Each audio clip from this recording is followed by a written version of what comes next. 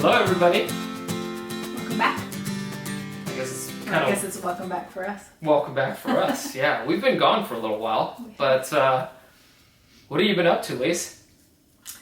So, lots actually. The last video I think we made was talking about being cancer-free.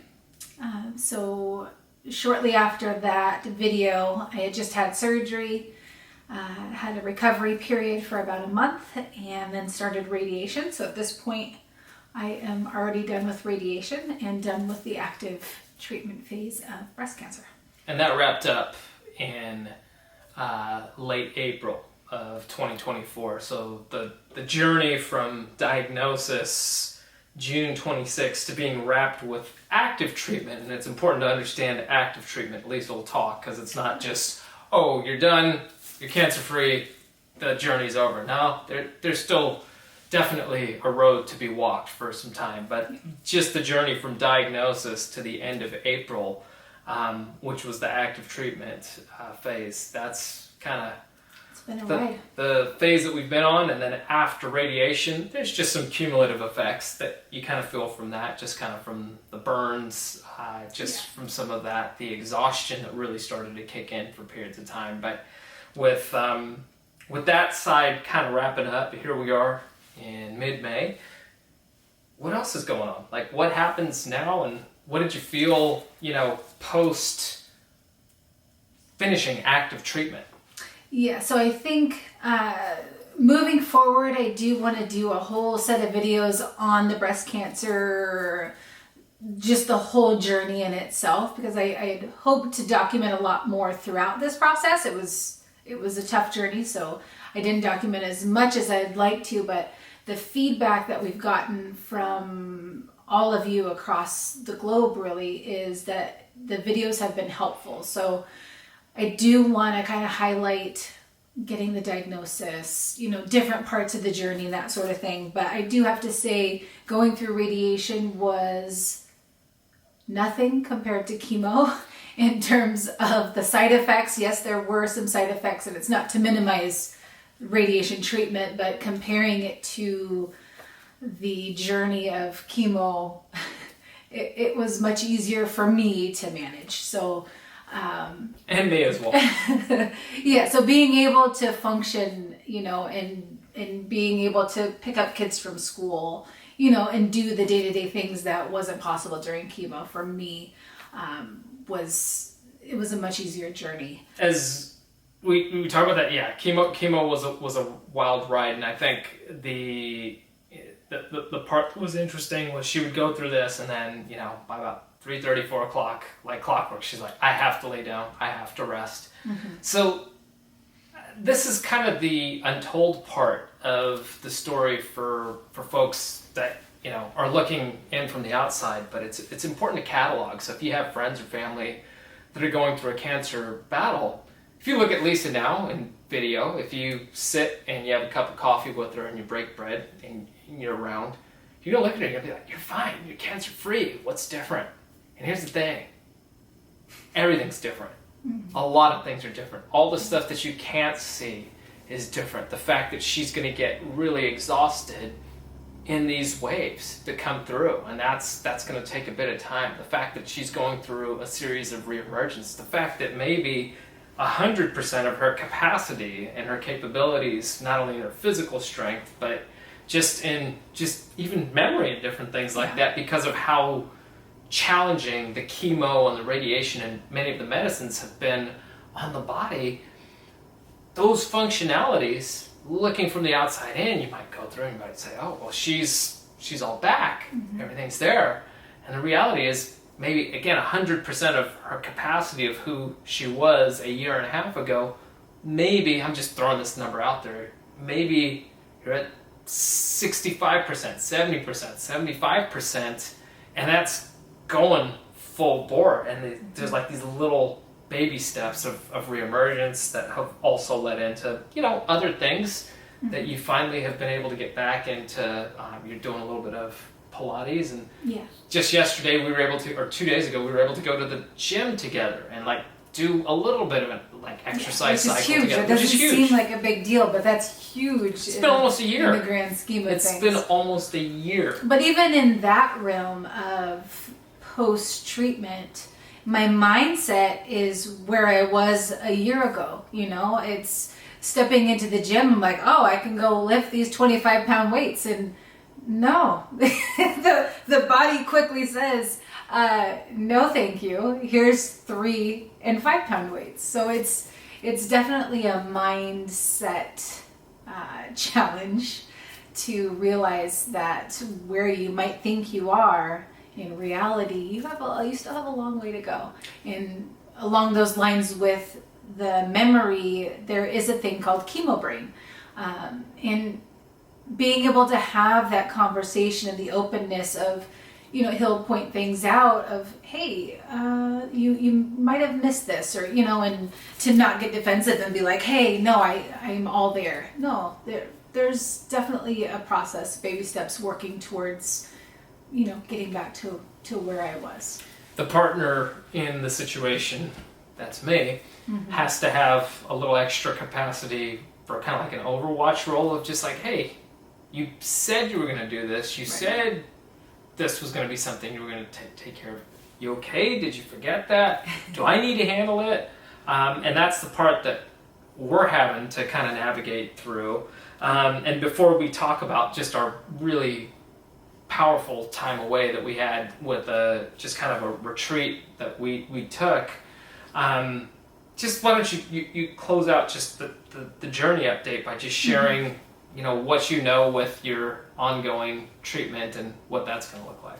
Yeah, so moving forward, being done with active treatment, I now start the maintenance phase, which just started last night, and that includes a pill. Depending on the type of breast cancer you have, will determine, what steps they recommend for ongoing. So for me, I am on a pill for 5 to 10 years, which is geared towards minimizing the risk of recurrence. So I just started that. That has its own set of side effects that hopefully I'll be able to document, because it's something I want to share, things that I have looked for myself in the journey, because everything is so new. So as I'm researching, is this something that I do want to take? I am very much into natural remedies. In this particular instance, there's such a high probability of this drug helping with recurrence that I can't overlook it. So I am now looking at, things out there for others that have gone through it. How do you manage side effects? All of that. So I'm hoping to share my journey with that as well. So that's where we're at now, is a pill for 5 to 10 years and 6-month in-person visits to kind of monitor everything. Right. So we're starting a new phase, and a lot of times you're looking at like, well, what's this going to look like? And we all come to the table. We have to plan this. You have to know. We don't know, because we don't know how she's going to handle the drug tamoxifen, right? So we don't know how she's going to take tamoxifen, what that's going to look like. So it's this really interesting place to be in that that we have to kind of navigate through. And I've personally had to navigate through that with on the work frontier as well, and kind of going through it. And I'm just truly blessed and just grounded in gratitude for the fact that I'm part of such an incredible team who's been with me step by step along the way of the journey. Now, as Lisa wrapped up surgery, was in the surgery recovery phase, and before radiation started, she had a birthday, and the two of us were able to sneak away to a place called Cavallo Point. So those of you that are familiar with the San Francisco Bay Area, and those of you that aren't, you're familiar with the most photographed bridge in the world, the Golden Gate Bridge. We were staying on the north side of the bridge at an area that is now like a lodge called Cavallo Point, and it's old military barracks that have been converted into these beautiful lodges, and it's overlooking San Francisco and the Golden Gate Bridge. You can literally walk right up a hill and then walk across the Golden Gate Bridge, which is something that we did. But we took that time away to celebrate Lisa, her defeating of cancer, her healing journey, being truly started in that place. We took the time as a retreat for us as a chance to reset and start just asking each other, well, what do we want out of life individually? What do we want together? There's a Muhammad Ali poem that went something like this. It's a very short poem. You, me, we. You, me, we. We took our time in thinking about what do you want? What do I want? What do we want to do together? What's the overlap? How can we support each other through that lens and going through? And we had white paper, the post-it paper that was up. I was writing. Nobody could read what I was writing because my handwriting is really bad. True. But we were able to kind of translate some of that. We were just life planning, kind of going through that and just really grounding in nature as well, because it was beautiful. It is beautiful on that side. We're right by the water, but you're not in the chaos of the city. You're looking across the bay at the city, and it's just beautiful. It's stunning. And you're staring from the nature-based side of looking at it and not being all tied up in the mix of things. So you're seeing all of it from afar, and kind of soaking it up. What are your thoughts on that? It was absolutely amazing, and I think a part of it too is there's a little bit of nostalgia because our relationship really started in that area. I was living in San Francisco. We spent a lot of time in that area, so it was really nice to be back there, the two of us, in this particular phase of our lives, and really planning and dreaming of what we want. Like it almost feels like a rebirth, what we want the rebirth to look like with life after this cancer journey, and it kind of shook things up a bit. So it was fantastic. I have a soft spot for San Francisco, so we walked across the Golden Gate Bridge morning one. We had our little breakfast, coffee and a croissant, and then we walked across the bridge leisurely, walked back. It was fantastic. And I think what's helpful is the posters that we literally put up in the room, we wrote on. We have those around us now. So as we're sitting in this room, they're on the walls. So it's really helpful, and maybe we do a video on that of getting your ideas out, but then also not just putting them on paper and forgetting about them, but surrounding yourself with them so you're constantly revisiting the dreams, the aspirations, the plans. It's where your thoughts go, your energy flows. And when we were initially working to flip our script to make the first move to Barbados a reality, that's exactly what we did. We put up all the ideas, the craziest dreams of things that we would want to do, that you didn't have to have reality on how are we going to get there. That's the whole point. Yeah. You have to have, well, so what if you can't do it right now? If you remove it from the board as a possibility because you don't have the means or the capacity or the thinking or the education to do something now, whatever it is, you can still dream about it. But the fact of the matter is when you dream about something, even if it's seems completely crazy at this point in time, each day that you see it, you believe it a little bit more and you start figuring out the dots of what do I need to do if I were to make that a reality? What would need to happen? So it's that priming that's gone through. So we use that as a time to just go kind of wide. While we were walking across the Golden Gate Bridge, I glanced down and just saw a whole pod of dolphins swimming right beneath the bridge. At the top of the Golden Gate Lookout, that's a place where Lisa and I mentioned we spent a lot of time. I proposed to her up there as well, so that was really majestic, being able to be back in those areas. And we had great weather too, so we were able to go up to the lookout late at night and catch some incredible shots and photography of San Francisco by night with a clear night. And those of you that are not from around the San Francisco area, there's periods where the fog comes in and the bridge literally disappears. Yeah. You cannot see the bridge. You could be like walking and only a few hundred meters away from where it starts, and you cannot see it. So having that clarity at night was just beautiful. And the other interesting silver lining for me was on this journey across the Golden Gate, walking across it, we went to the San Francisco side. There was a whole history lesson on the building of it, the design, the chief engineer, Joseph Strauss.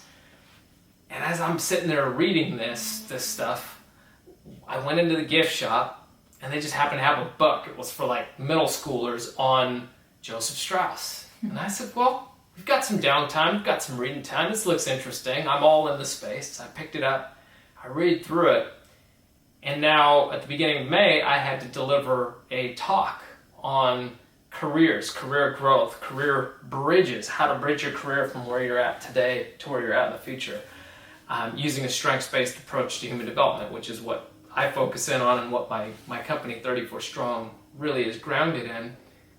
As I'm reading this story, I realize that's the tale that I need to tell at this talk that I had to deliver.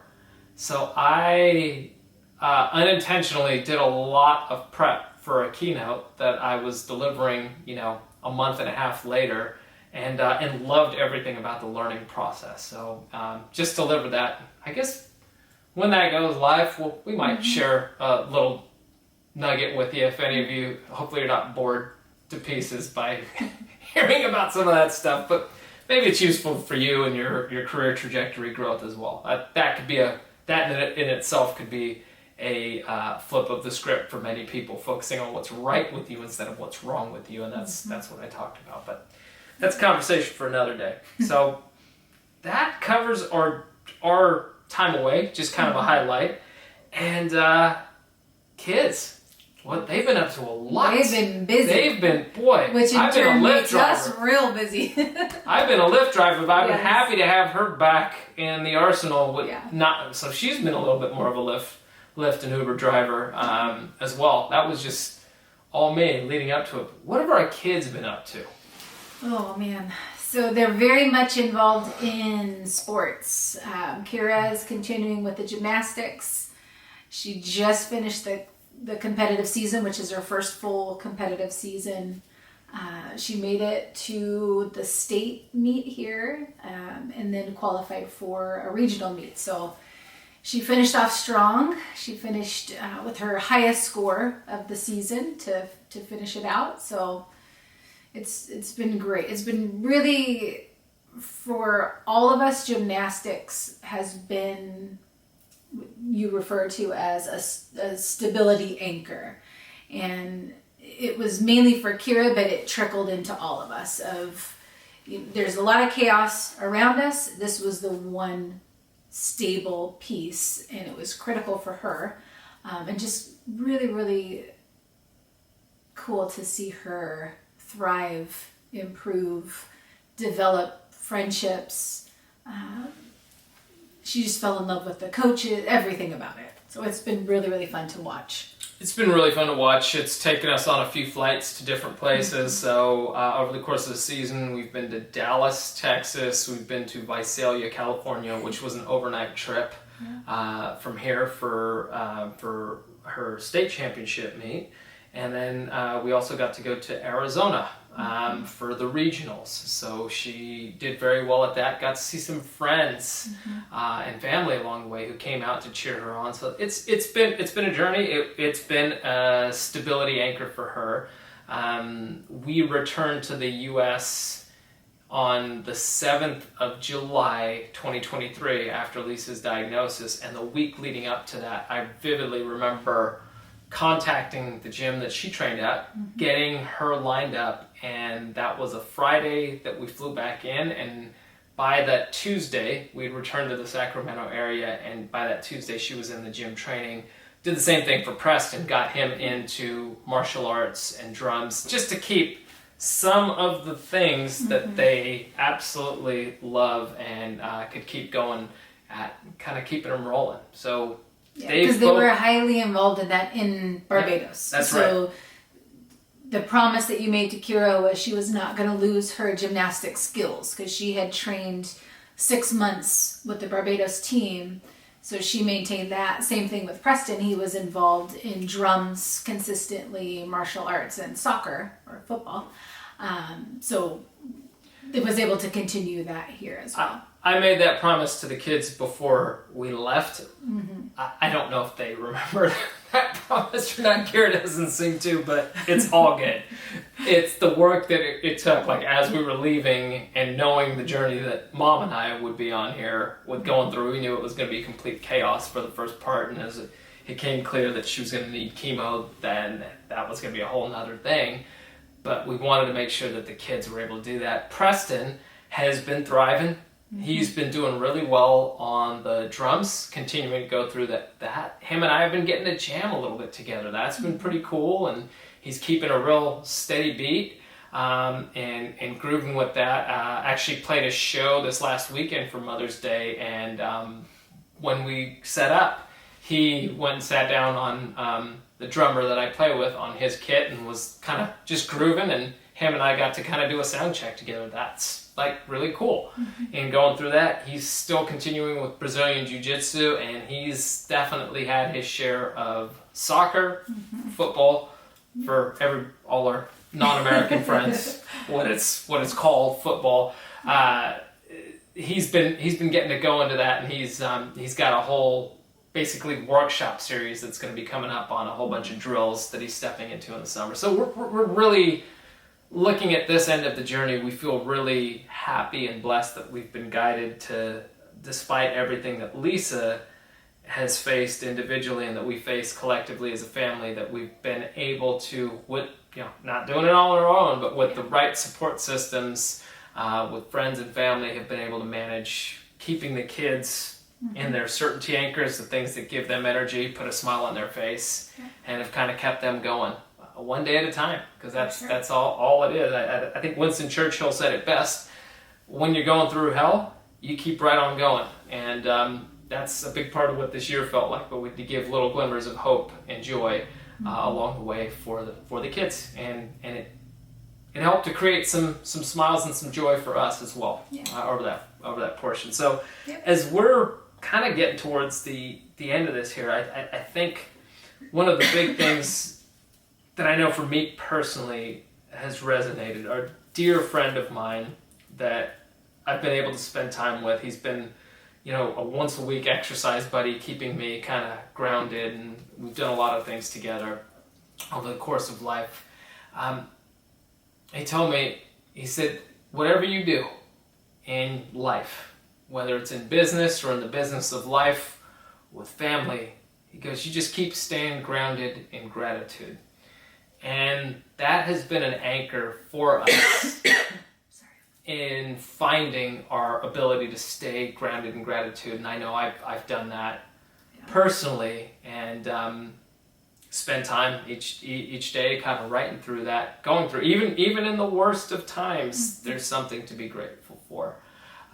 And being able to find those still on the days when you don't want to look for it, has been really powerful. It's been uplifting, and it's given me a lot of energy to keep standing alongside Elisa, because I also have realized personally that her long-term healing is going to be a function of my stress level and my energy level of where I'm at and going through. So it's really a function of how can I not do the work. And this is not a lens of false positivity, because that's a real thing. Now you got to deal with the stuff. You got to deal with it. You got to feel it. And it doesn't feel all that great some of the time.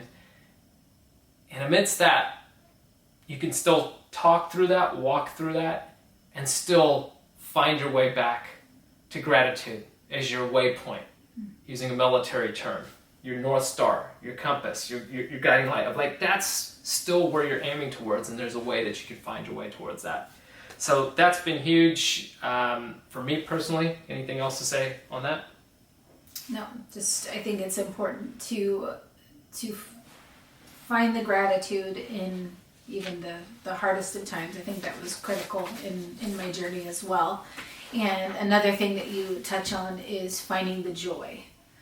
And it's not always easy when you're going through stuff like this, but I think that was really important early on, was to look for the joy and gratitude that kind of go hand in hand. Find the joy in the journey. Yeah. My business partner, co-founder, dear friend of mine, Brandon Miller, told me that literally as I told him of the diagnosis. His ability to have that level of strength to speak to me at that deep of a level right out of the gate was really powerful. Mm-hmm. It stuck with me then, it stuck with us then, and it still sticks with us now. And you know what?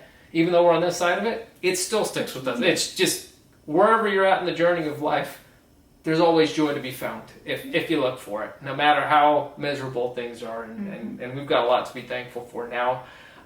So it applies. It's just great life perspective at all levels. I mentioned I traveled a little bit. That's been actually good. It felt really good to get, I hadn't been on stage in that capacity, giving a talk in some time. And it actually felt really good to be back out doing that, and the depth of work that I put into this talk and the connections that were made on the work frontier were pretty cool. So it's been fun getting to do some of those pieces again. Not super heavy, but getting a chance to do a little bit of that has been really beneficial, and getting to turn my other gears on as well, as much as I can in the capacity that I can. So I'm feeling really good about that. And had some time in Omaha as well with just a fantastic group of gentlemen, talking a lot about business and really talking a lot about the business of life, like what's life all about, what some of those areas, and had just some powerful time away for a few days with a group that I really trust and admire dearly. So it's great to be back, but I get to bring some of that energy back to the home front. Now we're going to take you on home and close out, but Lisa's got some big information to share that many of you are probably wondering. The most exciting part. We save for the end. Yes, sorry about that. We are making our plans to return to Barbados, which is ridiculously exciting. As many of you know, we were on the welcome stamp visa, so we did just get that approved last week, and we're actively making our plans to return. Absolutely.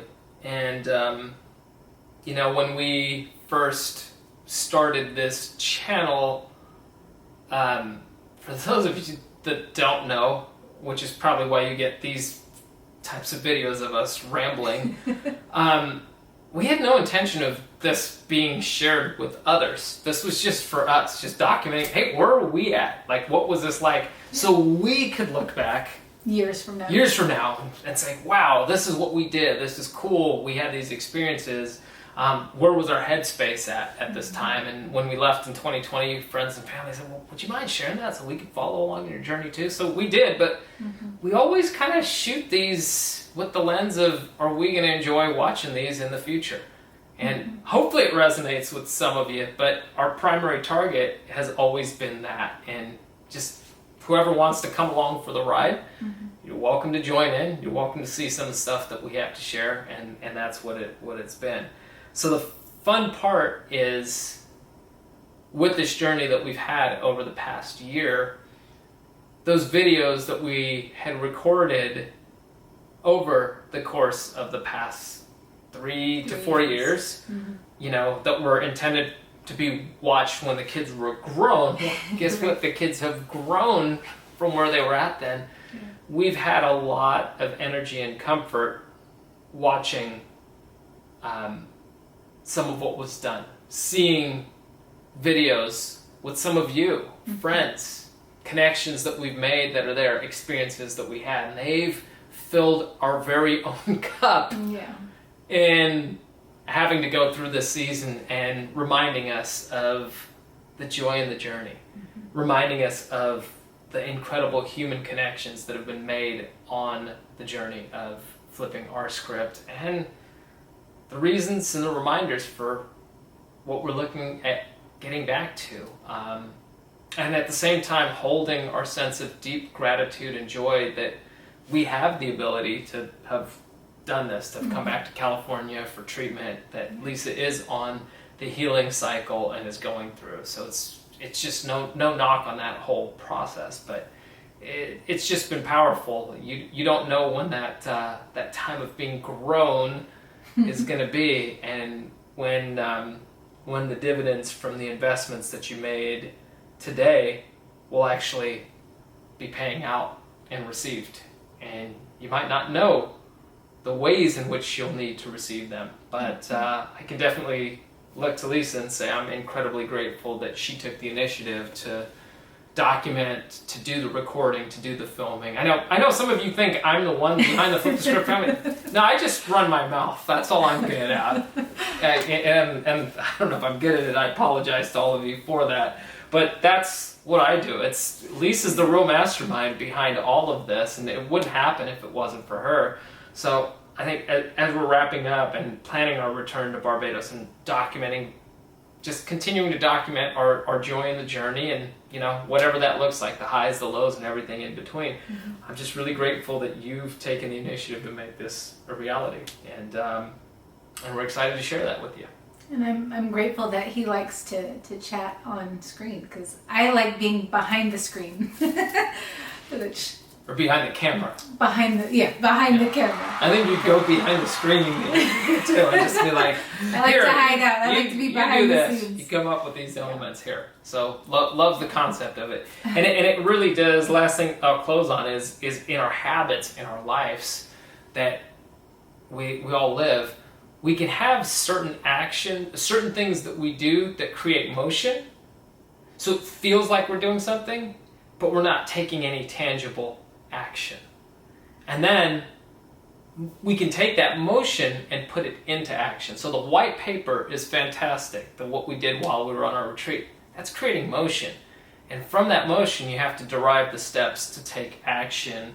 And as we were even coming back to shoot this video, Lisa was going down the motion cycle.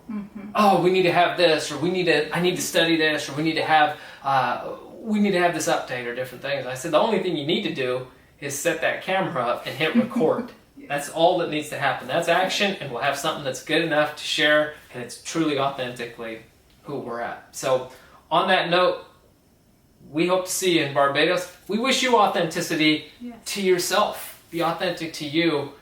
Take action, and on those things that maybe you're thinking about flipping, those things that you're thinking about doing, should I do it or not? Just do it. Just do it. What do you tell me?